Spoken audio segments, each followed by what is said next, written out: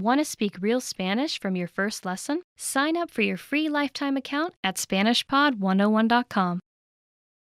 Hola mi familia de SpanishPod101.com. We are very happy to have you here. Of course, my name is Efra. And I'm Diego, and who are you? Hey, my name is Jess. And she's gonna be here with us, helping us with this video that is gonna be very interesting, guys, and that's ambiguous genders. So, enjoy this video. Woo! Okay guys, so today we're gonna check some genders that, as you might know, in Spanish we have basically two genders, masculine and feminine. But do you know that there are some words that can be used with either masculine or feminine? Yes, probably you already know some of them, and you're going to check a small but important and common list of words in this video. So let's get started. Okay guys, so as I mentioned before, in Spanish we have two genders, masculine and feminine. This is quite important for you to know because all the nouns need to match either the articles but also the adjectives. Okay, so that's why it is important to know the gender of a noun. As you might already be familiar, in Spanish we have two types of articles. Artículos determinados, which for masculine it could be el or los, depending on if they are singular or plural, el singular, los plural, or feminine, la and las. But also, we also have los artículos indeterminados. Y los artículos indeterminados can be either un for masculine, unos for masculine, plural, or for feminine, una, singular, or unas, plural. Now, when it comes to differentiating between masculine and feminine, there are certain rules that we're not going to cover in this video. We're just going to give you a very quick review of the genders. Normally, you can identify a masculine noun when it ends with O. For example, El perro. El perro de mi vecino es muy juguetón. El perro de mi vecino es muy juguetón. nice, very good. Or when they end with a consonant, such as N. For example, Un balón. Le voy a regalar un balón a mi hermano. Le voy a regalar un balón a mi hermano. or even L. For example, El árbol. Hay un árbol muy grande frente a mi casa. Hay un árbol muy grande frente a mi casa. nice. Okay, guys.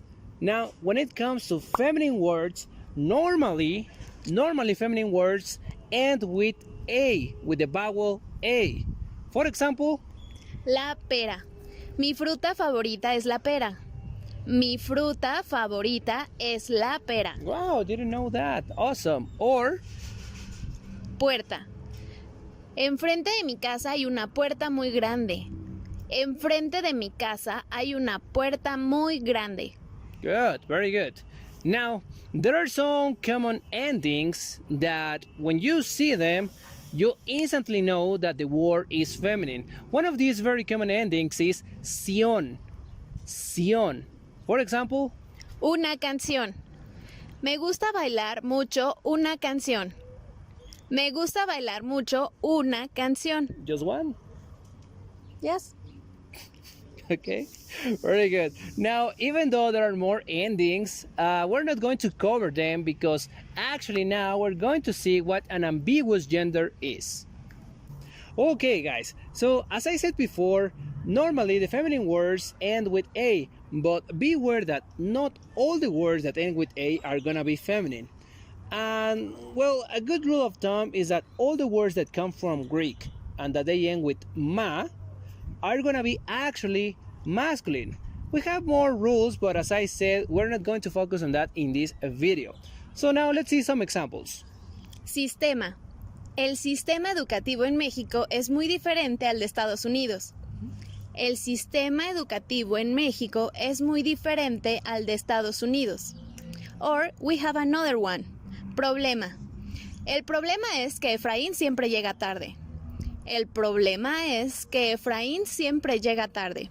And the last one, emblema. El emblema de la Cruz Roja es una cruz roja. El emblema de la Cruz Roja es una cruz roja. Mind-blowing fact.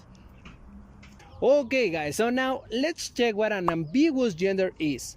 Basically, these are words that are masculine and feminine at the same time.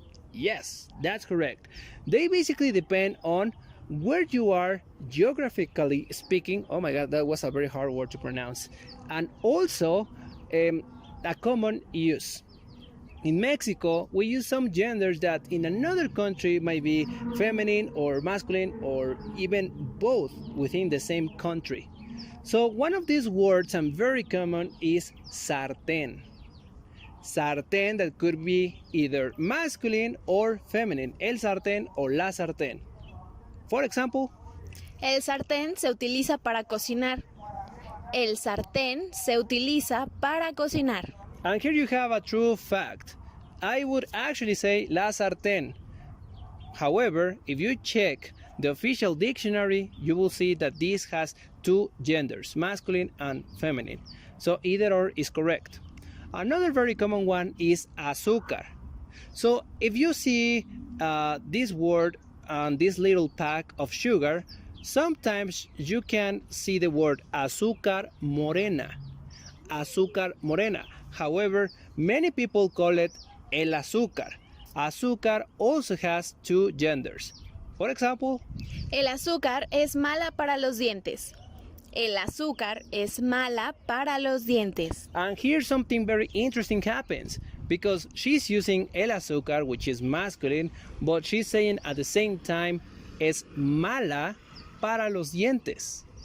So el azúcar, masculine, and mala, feminine, she's using both genders. This is another demonstration that this has ambiguous gender.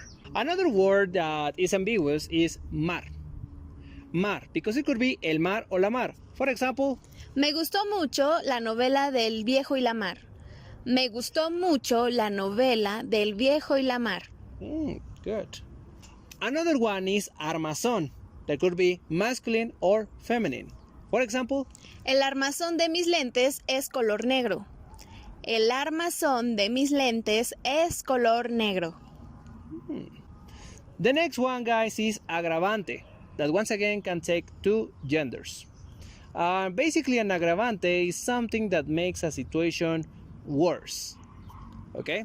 For example, Esa discusión fue un agravante para su relación. Esa discusión fue un agravante para su relación. nice. Another one that we have is interrogante. Interrogante, which is a synonym of pregunta. For example, Desde hace tiempo tengo una interrogante que no me deja dormir. Desde hace tiempo tengo una interrogante que no me deja dormir. ¿y cuál es esa interrogante, Jess? Saber si cambio el armazón de mis lentes es cambiar todos los lentes. Good question. Another common one is lente, el lente o la lente. For example, Hace unos meses se rompió el lente de la cámara. Hace unos meses se rompió el lente de la cámara. and that's 100% correct. Rompimos la lente de la cámara hace algunos meses. Another common word is radio.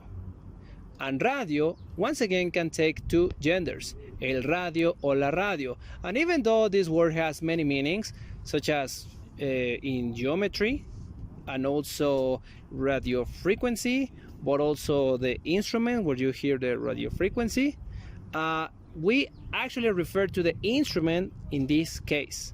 Okay, and it could be el radio o la radio. For example, Me gusta mucho escuchar el radio por las mañanas. Me gusta mucho escuchar el radio por las mañanas. okay, guys, so another word is marathon, which is the same as in English. Marathon, but in Spanish it can have two genders. For example, El año pasado corrí un maratón de 5 kilómetros. El año pasado corrí un maratón de 5 kilómetros. that's impressive. Yeah. Nice.